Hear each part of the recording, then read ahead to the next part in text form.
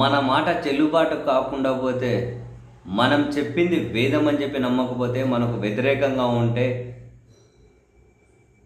అటు సైడ్ వాళ్ళు ఎవరైనా సరే, రాజకీయ నాయకుడు కావచ్చు, పాలకుడు కావచ్చు, బ్యూరోక్రాట్లు కావచ్చు, ఎవరైనా కావచ్చు, వాళ్ళ మీద విశృంఖలంగా దాడి చేస్తాము అని పదే పదే నిరూపించిన ఒక సెక్షన్ ఆఫ్ మీడియా, పదే పదే నిరూపించిన ఒక సెక్షన్ ఆఫ్ పొలిటికల్ లీడర్స్, ఒక సెక్షన్ ఆఫ్ పీపుల్ తాజాగా జగన్మోహన్ రెడ్డి గారి మీద నమోదైన సింగయ్య ప్రమాదవశాత్తు మరణానికి సంబంధించిన కేసు ఇది ఒక అసాధారణం, ఇవేం సెక్షన్లు అని చెప్పి హైకోర్టు న్యాయమూర్తి శ్రీనివాస్ రెడ్డి గారు దాని మీద స్టే ఇచ్చిన తర్వాత దాన్ని ఏ స్థాయిలో ట్రోల్ చేశారు అంటే, చివరికి బెంచ్ మీద నుండి జడ్జే స్పందించడం,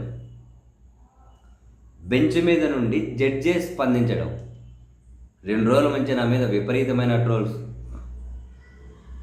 ఇప్పుడు ఇస్తున్నటువంటి కల్తీ నెయ్యి అనే కేసుకు సంబంధించిన బాధితులకు, నిందితులకు దీనిగానే ట్రోల్స్ వాడుకోండి, పనికొస్తుంది. వచ్చే వారం నా ముందుకు వచ్చే బెయిల్ పిటిషన్లు వేరే బెంచ్కి వచ్చేటట్లు చూసుకోండి అని చెప్పి కాకాని గోవర్ధన్ రెడ్డి, తోబుదుర్తి ప్రకాష్ రెడ్డి ఈ పిటిషన్లను ఉద్దేశించి కూడా వ్యాఖ్యలు చేశారు. ఒక న్యాయమూర్తి బెంచ్ మీద కూర్చొని తన మీద జరుగుతున్నటువంటి దాడి గురించి మాట్లాడుతూ సారీ ఆఫ్ స్టేట్ అఫైర్స్ అని చెప్పి అన్నారు అని అంటే ఎంత దారుణమైనటువంటి పరిస్థితి ఉందో యూ జస్ట్ ఇమాజిన్.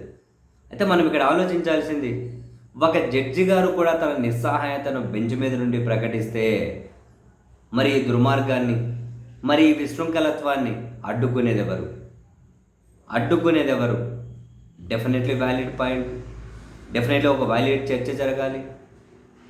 కోర్టుకు వ్యతిరేకంగా ఏవైనా ఒక మాట అంటేనే కంటెంప్ట్ ఆఫ్ కోర్టు కింద కొందరు సుమోటగా తీసుకొని కొందరి మీద చర్యలు తీసుకోవడానికి సిద్ధపడే న్యాయస్థానాలు ఇప్పుడు ఇలా వాళ్ళ మీద జరుగుతున్నటువంటి తీవ్రమైన ట్రోలింగ్ మీమ్స్ మీద చర్యలు తీసుకోకుండా ఈ విధంగా నిస్సహాయత ప్రకటించడం కరెక్టేనా అన్నది డెఫినెట్లీ చర్చనే.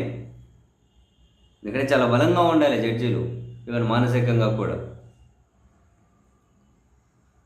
ఇంతకుముందు జగన్ గారు ముఖ్యమంత్రిగా ఉన్నప్పుడు వైసీపీ కార్యకర్తలు జడ్జీల మీద ఏవో కామెంట్ చేశారు అని ఆ కేసు ఏకంగా సిబిఐకి ఇస్తే చాలామందిని అరెస్ట్ చేసి నెలలు జైల్లో పెట్టారు. ఇప్పుడు మళ్ళీ ఈ జడ్జీల మీద కామెంట్ చేయడానికి సిబిఐకి ఇవ్వచ్చు కదా. దీని వెనక ఎవరున్నారు అని డైరెక్ట్గా ఒక జడ్జి మీద ఈ కమెంట్స్ ఏంటి? జడ్జికి ఇంక కులాన్ని ఆపాదించుకుంటూ మరొకటి ఆపాదించుకుంటూ ఇక ఇంత దారుణమైన దాడి ఏంటి? అప్పుడు జడ్జీల మీద కామెంట్ చేసిన కేసు సిబిఐకి ఇచ్చారు కదా. ఇప్పుడు మరి ఈ జడ్జి మీద ఇలా అన్నది సిబిఐకి ఇవ్వచ్చు కదా. ఆ కామెంట్ చేసిన YouTube channel, front line media అయితే ఉంది, ఎవడైతే ఏముంది, లేకుంటే సోషల్ మీడియాలో వాళ్ళు వీళ్ళు ఎవరైతే ఉంది, వీళ్ళ మీద మరి కేసు ఫైల్ చేయొచ్చు కదా. సుమోటోగా తీసుకుని సిబిఐకి ఇవ్వచ్చు కదా. ఇవ్వాలి డెఫినెట్లీ. ప్రతిదీ మన కంట్రోల్లోనే ఉండాలి, ప్రతిదీ మనం చెప్పినట్లే జరగాలి అని ఎవరు అనుకున్నా అది దుర్మార్గం, నియంతృత్వం. ఇంకొకరి మీద మూకుమ్మడిగా దాడి చేయడాన్ని మనం ఏ విధంగానూ అంగీకరించకూడదు. అది ఇప్పుడు కానీ సిబిఐకి ఇచ్చింటే బాగుండేది. ఈ మొత్తం వీళ్ళ కథ ఏందుందో తేల్చడం కోసం, జడ్జి మీదనే దాడి వెనక ఏముందో తేల్చడం కోసం జడ్జి అలా మాట్లాడడాన్ని చాలామంది అంగీకరించలేకుండా ఉన్నారు. అంటే తన నిస్సహాయత ప్రకటించడాన్ని, తన మీద జరుగుతున్న ట్రోల్స్ మీద చాలామంది నిజంగా దాన్ని రిసీవ్ చేసుకోలేకుండా ఉన్నారు.